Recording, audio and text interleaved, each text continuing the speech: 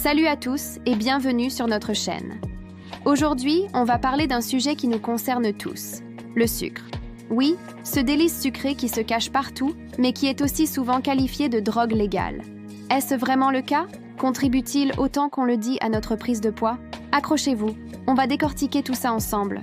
Le sucre, on l'adore dans nos gâteaux, nos boissons, nos petits plaisirs quotidiens. Mais avez-vous déjà remarqué à quel point il est difficile de s'en passer? Vous terminez un repas, et hop, cette envie irrésistible de dessert pointe le bout de son nez. Vous êtes un peu fatigué l'après-midi, et un soda ou une barre chocolatée vous semble être la seule solution.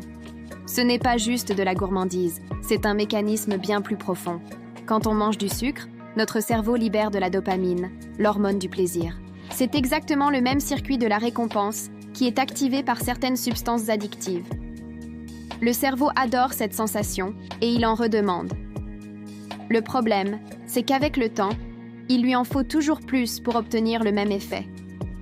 C'est le début d'un cercle vicieux. Plus on mange de sucre, plus on a envie de sucre. C'est ça, le mécanisme de la dépendance. Maintenant, parlons du lien entre le sucre et la prise de poids. C'est assez simple, en fait.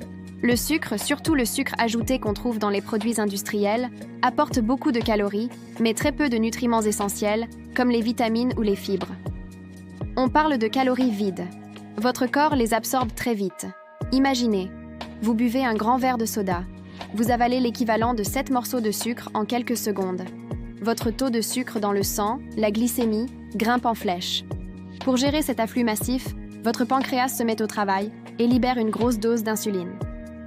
Le rôle de l'insuline, c'est de faire entrer le sucre dans les cellules pour qu'il soit utilisé comme énergie.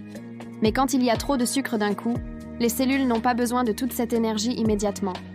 Alors, que fait l'insuline avec l'excédent? Elle le transforme et le stocke. Et devinez sous quelle forme? En graisse, principalement au niveau du ventre. C'est pour ça qu'on parle de graisse viscérale, cette graisse dangereuse qui entoure nos organes. Pire encore, après ce pic d'insuline, votre glycémie chute brutalement. C'est ce qu'on appelle l'hypoglycémie réactionnelle. Et là, c'est la cata. Coup de fatigue, irritabilité, fringales. Et de quoi avez-vous envie à ce moment-là? De sucre, bien sûr, pour faire remonter votre énergie. Vous êtes de nouveau piégé dans le cycle.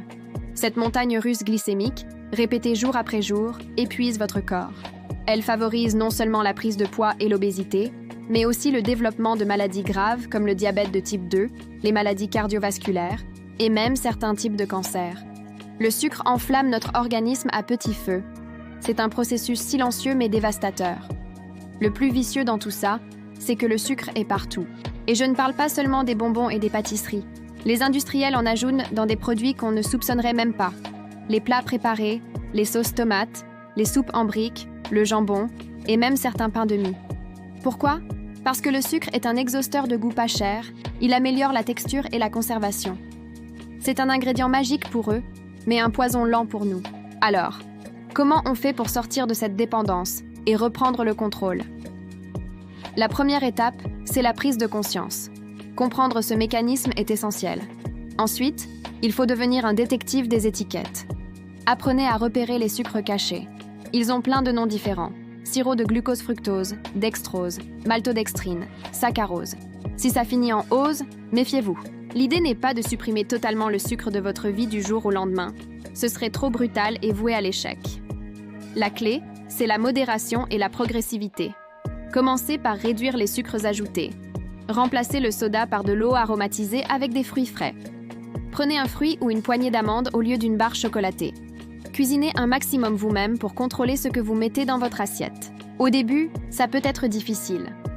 Vous pourriez ressentir des symptômes de sevrage, comme de la fatigue ou des maux de tête. C'est normal, c'est le signe que votre corps se désintoxique. Tenez bon, ça ne dure que quelques jours. Votre palais va aussi se réhabituer. Vous redécouvrirez le vrai goût des aliments. Un fruit vous paraîtra incroyablement sucré et délicieux. N'oubliez pas les sucres naturels présents dans les fruits. Ceux-là sont nos amis. Ils sont accompagnés de fibres, de vitamines et de minéraux.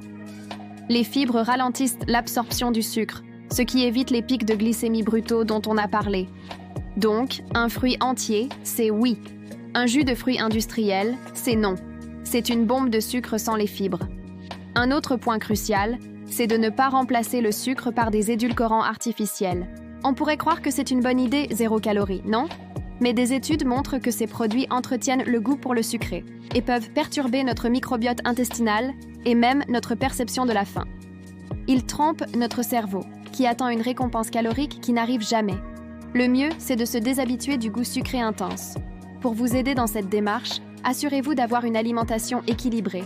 Mangez suffisamment de protéines, de bonnes graisses et de fibres à chaque repas. Ces nutriments vous procurent une sensation de satiété durable et aident à stabiliser votre glycémie. Un petit déjeuner riche en protéines, par exemple, peut considérablement réduire les fringales de sucre pour le reste de la journée. Enfin, si vous sentez que cette dépendance est trop forte et impacte votre santé mentale ou physique, n'hésitez pas à en parler. Un médecin, un nutritionniste ou un diététicien peuvent vous accompagner. Parfois, un soutien professionnel était nécessaire pour mettre en place une stratégie adaptée et durable. Il n'y a aucune honte à demander de l'aide. En résumé, le sucre, surtout le sucre ajouté, agit bien sur notre cerveau comme une substance addictive, créant un cycle de dépendance qui favorise la prise de poids et l'obésité. Il provoque des pics d'insuline qui poussent notre corps à stocker des graisses et nous maintient dans un cercle vicieux de fringales. La solution ? Réduire progressivement sa consommation, lire les étiquettes, privilégier les aliments complets et non transformés et ne pas hésiter à se faire accompagner si besoin. Voilà, j'espère que cette vidéo vous a éclairé sur le rôle du sucre dans la prise de poids. C'est un vrai enjeu de santé publique. Reprendre le contrôle de sa consommation de sucre, c'est reprendre le contrôle de sa santé. Si vous avez aimé cette vidéo, n'hésitez pas à mettre un pouce bleu, ça nous aide énormément. Partagez-la avec vos proches, ça pourrait les aider aussi. Et surtout, abonnez-vous à la chaîne et activez la cloche pour ne manquer aucune de nos prochaines vidéos. On se retrouve très vite pour un nouveau sujet santé. Prenez soin de vous